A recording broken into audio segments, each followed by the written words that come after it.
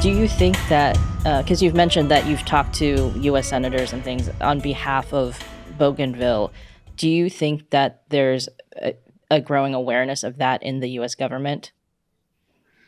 Yes, but it's a grudging, slow moving. I wouldn't say glacial pace change, but it's look. I mean, I have to be honest. One thing that my Bougainville experience has taught me is that uh, governments are generally unaccountable, and it's really hard to talk sense to people in government until something else happens, like a war. Okay, and I think uh, you know what's really been a strength of the United States so far, if they are allowed to continue to thrive, is our military. Our military has been sounding the alarm about the Pacific for a while, South China Sea and so forth. And anybody who's a military historian knows that all this has happened before, right? It's called Japan in the 1920s and 1930s. And they were trying to do the very same thing. They were trying to control those Straits of Malacca and the commerce up and around Australasia, and they were trying to control the first, second, and third island chains, just like China is doing. So this has been done before, and on the other hand, our government hasn't supported the military with the budget increases we need, and that's going to be part of a part of life going forward, though. I think. I mean, I think the days of us trying to cut our defense budgets are over for a while because China's going to keep this buildup in the Pacific going for the foreseeable future. Yeah, and of course, with the development vision they have for all these Pacific Island nations, I think they're hoping that with at least one or two of them, they can eventually get to a point where they can build military bases or naval bases there, because they're going to need to get out of that first island chain in order to be a power in the Pacific. Exactly, and look, that is what they're doing. I mean, there's no question about it. I think the other thing, again, going all the way back to something you mentioned earlier, fishing in the Pacific is a big deal. It's just like cobalt is in the Congo, and so the Chinese want to not only get military locations, but they want to get places where they control the fishing, and that's like Kiribati and places like that. So that's their strategy, and we've just got to keep our eyes open because it's part of life going forward.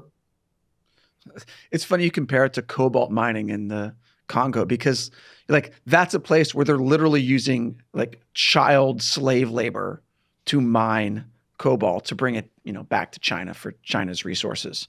Yeah. And you can imagine that same mentality where that's totally cool with China if they're going to use child labor. How are they going to treat the fisheries in these countries that they make partnerships with? Right?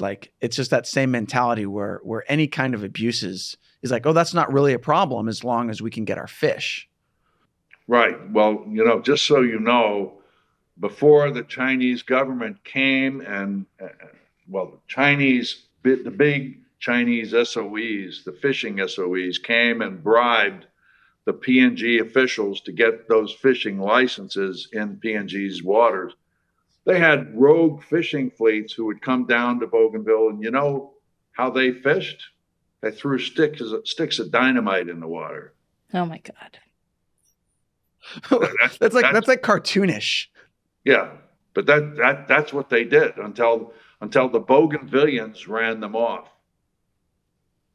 Wow. There's also the boats that do the trawling, right, where they basically scrape up the bottom of the ocean, but it also wrecks the coral and the ecosystem there.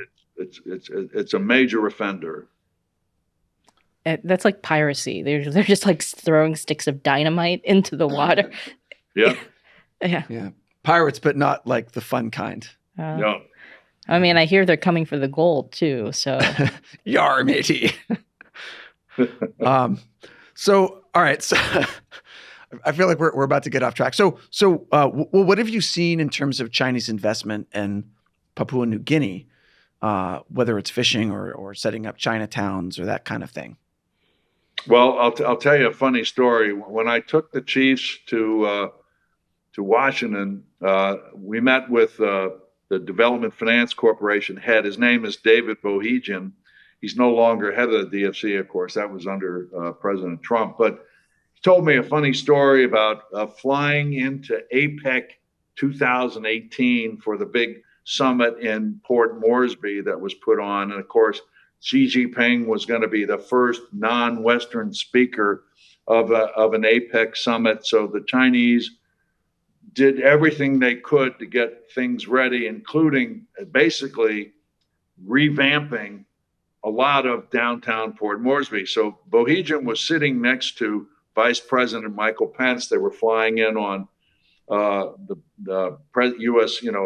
Presidential plane, and Mr. Pence, who I guess is not exactly a world traveler, looked down and saw the beautifully newly landscaped Ella Beach and this $50 million conference center that the Chinese had erected themselves so that Mr. Xi Jinping could give his speech.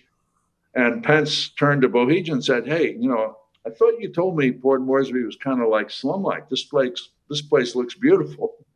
Bohegan had to say, "Yeah, Mr. Vice President, that was all paid for by the Chinese." Okay, so China has made substantial investments in PNG. And again, the PNG politicians, unfortunately for the PNG people, are hopelessly corrupt. And so the biggest concern that our government and Australia has about PNG is, can we hold on to controlling the PNG government in the face of this massive corruption pursuit by China? They have done a lot in PNG.